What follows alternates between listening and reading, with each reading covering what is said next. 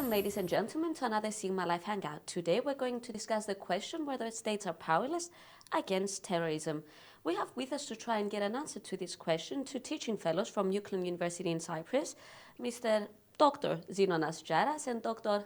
Nikolas Stylianou. Welcome, both of you, to Sigmalive. Hello, thank you for the invitation. The question is quite straightforward, but I'd like to start from the very beginning. What is terrorism? Because we see a lot of acts of violence being characterized as terrorism. Are they all terrorism, or are we all hiding behind the word? Terrorism is something that has not yet have a definite definition, right? It's something that, according to the most basic definition, it aims to induce terror, to cause terror among a certain population. Terrorism has to be examined as a chain of events, right? As which, if fulfilled, if completed successfully, the final act is the terrorism act itself. So if these events are completed successfully, then we have the terrorism act. There are certain requirements to a terrorism act. There are certain stages until we come to the final stage, which is the act itself. Well, for Turks, Kurds and Kurdish organizations, they're considered terrorism groups. But then for humanity, let's say, or the greater majority of the world, ISIS is an actual terrorist organization. The two seem unable to compare against each other, though. Do they both fall under terrorism? Well, as Nikolas said, the definition of terrorism is a very contested one.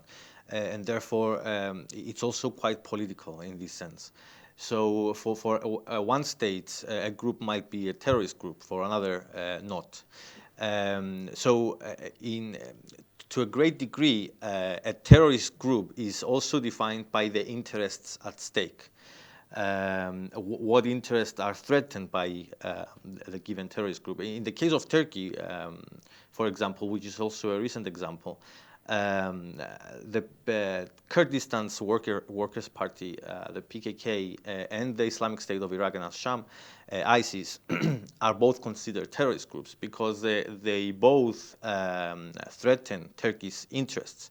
However, from there on, we also have the issue of prioritization and how we assess a threat and how we assess a terrorist group, and which terrorist group of the two Turkey considers more threatening to its national security. And from what we see and from what we hear, Turkey clearly thinks that the PKK is a greater threat than the Islamic State of ISIS. And that's not least because the PKK is also a historical threat and also a different threat in terms of ideology and geographical proximity than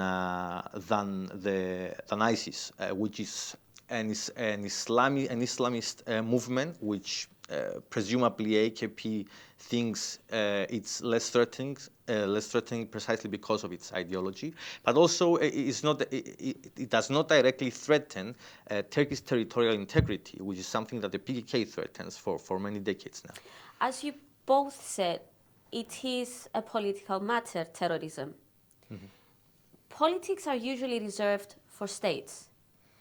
Are states able to stand against terrorism, seeing as terrorist groups don't always have the structure of a state, don't always have the priorities or the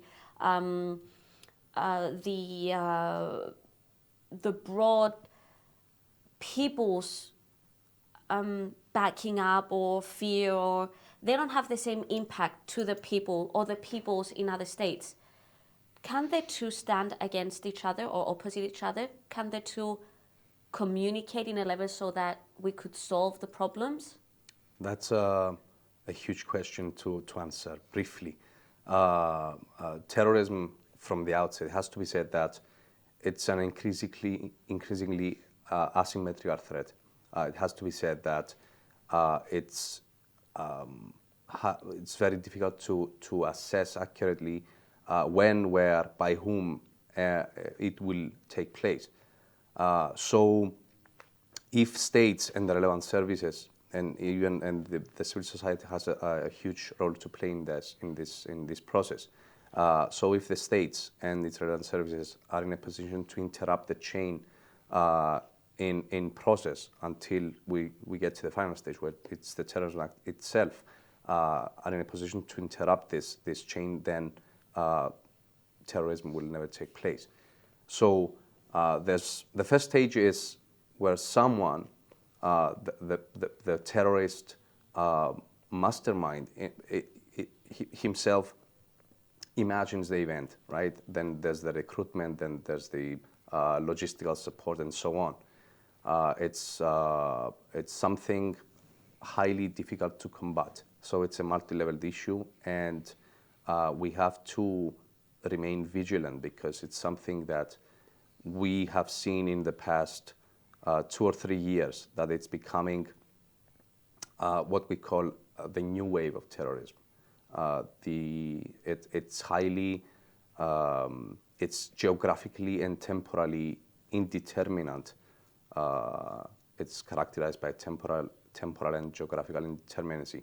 We cannot pinpoint when yes, and where. when and where it will take And thus place. we had Paris, Turkey, and Jakarta at the same trimester. In 3 months, we had 3 different places, 3 geographical spaces with 3 very different people that all were submitted to the same attack, essentially. Exactly, yes. And we see that also the targets are well thought out from the terrorist groups. I mean, if we take the Turkish case, the Sultan Ahmed district and the tourist place, which is actually one of the 5 most popular touristic places in Istanbul, in Turkey generally. This attack aimed clearly at hitting Turkey and Turkish economy, but at the same time it was addressed to Germany, for example, as we know that German tourists were targeted. So we see that depending on the targets, there are different and various political messages to be sent. And I think that in addition to what Nikolas said, I think that we also need to look at how important the social and economic circumstances and situation is that support and help these terrorist groups to grow. Because we find ourselves in a situation where we need to employ all these methods and tactics to disrupt a terrorist network or a chain of events and steps in it towards a terrorist act. But at the same time, it's a social phenomenon that we need to address through social policies and economic policies in order to prevent people from resorting to entering a terrorist organization. Because one of the main reasons why people do that is due to social marginalization. So we also need to take that aspect into account.